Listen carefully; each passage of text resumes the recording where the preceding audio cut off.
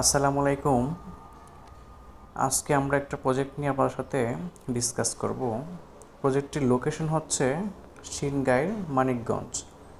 সম্মানিত ক্লায়েন্টের নাম মতিউর রহমান। এই প্রজেক্টটি আমি গত মাসের অর্থাৎ মে মাসের শুরুর দিকে সম্পূর্ণ করি। ওনার প্রজেক্টের টোটাল দৈর্ঘ্যপ্রস্থ হচ্ছে প্রস্থের দিকে 40 ফিট এবং দৈর্ঘ্যের দিকে 75 ফিট। তো উনি এই বিল্ডিংটা করার পারপাস ছিল ছুটির দিনে বা অন্যান্য অবসর সময় যেন একটু শহর থেকে গ্রামে এসে জাস্ট একটু সময় কাটানোর জন্য আর কি।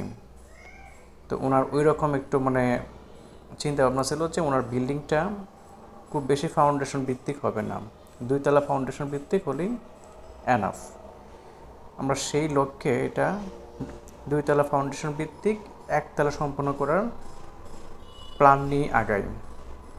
আর ওনার যেহেতু পরিবারের সংখ্যা খুব বেশিও নয় আবার খুব কমও নয়, সেই জন্য ওনার প্ল্যান ছিল মাস্টার বেড হবে 2টা আর কমন বা চাইল্ড বেড হবে 2টা। সেই লক্ষ্যে আমরা মূল বিল্ডিংয়ের এন্ট্রির ডানে একটা মাস্টার বেড দিই, আরেকটা দিই হচ্ছে বামে।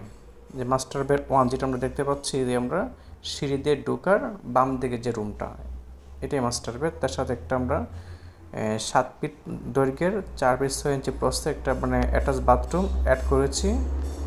আর ফ্রন্টের দিকে একটা ব্যালকনি দিয়েছি।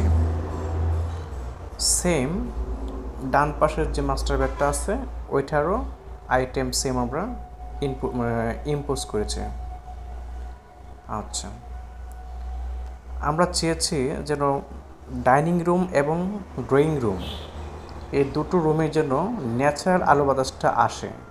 সেই জন্যে উক্ত বিল্ডিংয়ের পূর্ব দিকে আমরা যদি একটু ডিকটেশনটা লক্ষ্য করি, যে এটা অর্থাৎ বিল্ডিংয়ের ফ্রন্ট হচ্ছে দক্ষিণ আর তার ব্যাক হচ্ছে উত্তরমুখী, যে এন দ্বারা আমরা সেটা মার্ক করে দিয়েছি।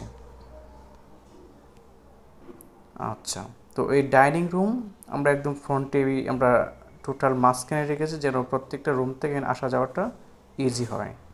আর ড্রয়িং রুমটা একটু আমরা পাশে নিয়েছি যেন গেস্টরা একটু এই যে এখানে আমরা একটা চিহ্ন দিয়ে এখানে একটা কার্টেন বা পর্দার একটা চিহ্ন এখানে অঙ্কন করেছি। এখানে আমরা দেয়াল দেব না, জাস্ট একটা কার্টেন দেব, যেন ওই মেহমান যখন থাকবে না ওই কার্টেন আমরা এক পাশে সরিয়ে নিলে এই পূর্ব দিক থেকে যে বাতাসটা আছে, যে এই যে উইন্ডোটা, যে 3টা নীল চিহ্নিত যে অংশটা, এটা হচ্ছে উইন্ডো। এই উইন্ডো দিয়ে অর্থাৎ এই পূর্ব দিক থেকে ইস্ট, এই যে আমরা এখানে দেখতে পাচ্ছি এখানে মার্ক করা আছে ইস্ট অর্থাৎ পূর্ব দিক।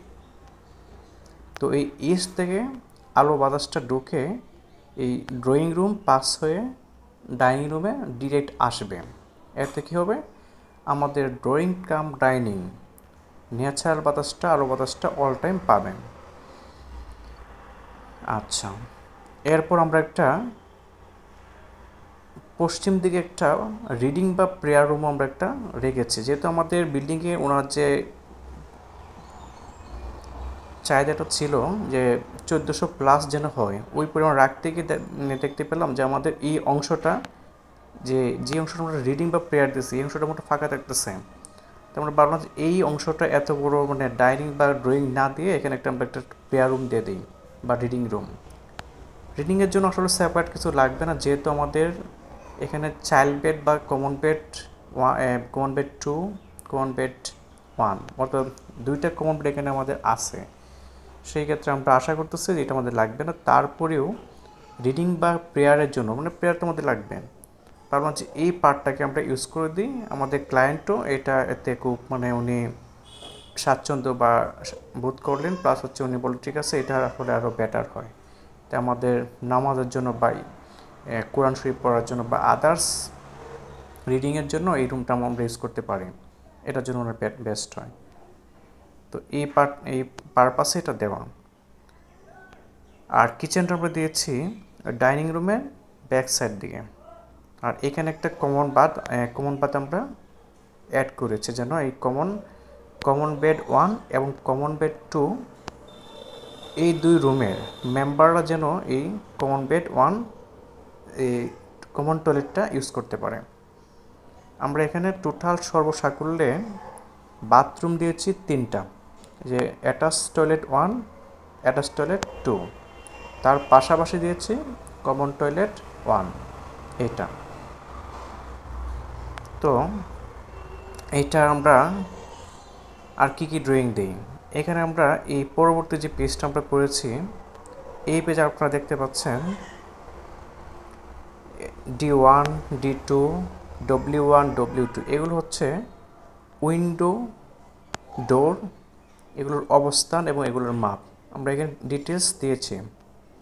তার পাশাপাশি আমরা প্রত্যেকটা উইন্ডো ডোরের ডিটেলস এলিভেশনটা, দৈর্ঘ্য প্রস্থ কেমন হয়, উচ্চতা কেমন হয় সেটাও এখানে উল্লেখ করেছি।